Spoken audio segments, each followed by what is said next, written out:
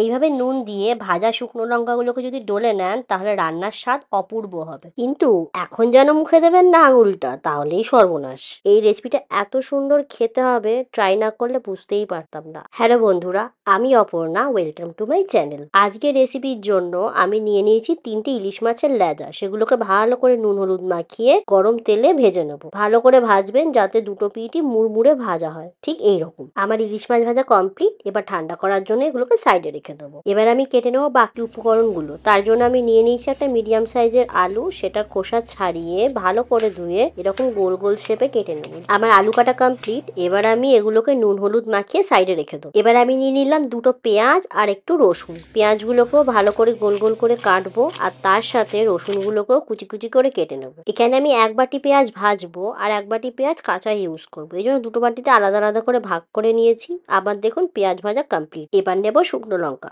আমি ওই 8-9টা মতো নিয়েছিলাম। আমি ওর মাথাগুলোকে ছাড়িয়ে আর মাঝখান থেকে দুভাগ করে নিয়েছিলাম। আপনি যেরকম ঝাল খাবেন সেই হিসাবেই নেবেন। এবার আমি এগুলোকে ভালো করে ভেজে নেবো। একটু কালো কালো করেই ভেজে নিয়েছিলাম যাতে একটু মচমচে হয়ে যায়। আমার লঙ্কা ভাজা হয়ে গেছে। একটু ঠান্ডা হয়ে আসলে পরিমাণ মতো নুন মিশিয়ে ভালো করে লঙ্কাগুলোকে পিষে নেবো, যাতে এরকম গুঁড়ো গুঁড়ো টেক্সচার তৈরি হয়।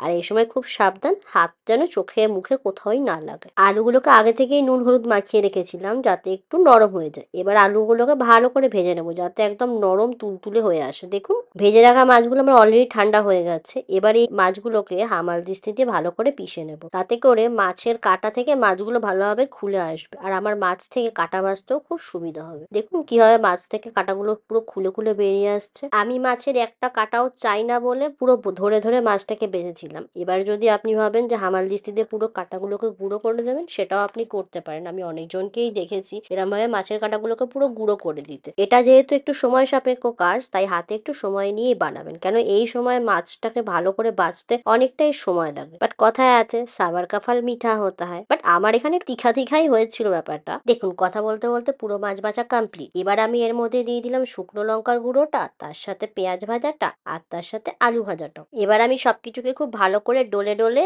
মাছের সাথে মিশিয়ে নেবো। যেহেতু সবকিছুই আগের থেকে ভাজা, তাই জন্য খুব সহজেই দেখুন মাছের সাথে এগুলো মিশে যাচ্ছে। সবকিছুকে ভালোভাবে ডলে নেওয়ার পরে এবার অ্যাড করে দিলাম আগে থেকে কেটে রাখা কাঁচা পেঁয়াজগুলো। নুন ঝাল মিষ্টি সবই তো দিয়েছি, আর যদি একটু আলাদা করে ঝাঁঝ না অ্যাড করি তাহলে কি টেস্ট ভালো লাগে? তাই শেষে কাঁচা পেঁয়াজটা দেওয়া। এবার ভালো করে সবকিছুকে মিশিয়ে নেবো। দেখুন এখানে পেঁয়াজটা ভালোভাবে মিশে গেছে। এবার আমি দিয়ে দিলাম মাছ ভাজার পরের তেলটা। এই তেলটার মধ্যে মাছের টেস্ট আর গন্ধ দুটোই আছে। এদিকে এত শখ করে রান্নাটা করেছি, কিন্তু অনেক ঝাল জানি, আর আমি একদমই ঝাল খেতে পারি না। তার জন্য একটু লেবু ছিটিয়ে নিলাম যাতে করে ঝালটা একটু কম লাগে। যদিও এটা অপশনাল, আপনি যদি চান আপনি লেবুটা অবশ্যই এখানে স্কিপ করতেই পারেন। ব্যাস আমার সবই মোটামুটি এখানে দেওয়া হয়ে গেছে, আর কোনো স্টেপই বাকি নেই। এবার সব কিছুকে খুব ভালো করে মাখিয়ে নেব। আর যদি হাতে কোনো কাটা ফাটা বেঁধে, তাহলে সেই সময় আপনি কাটা ফেলে দিতে পারেন। আমি যেহেতু খুব ভালো করে বেঁধেছিলাম, তাই আমার কাটা সেভাবে পাইনি, একটা দুটো ছাড়া। ফাইনালি রেডি হয়ে গেল ইলিশ মাছের লেজ ভর্তা। আমি অনেক দিন ধরে ভেবেছিলাম এই রেসিপিটা ট্রাই করব।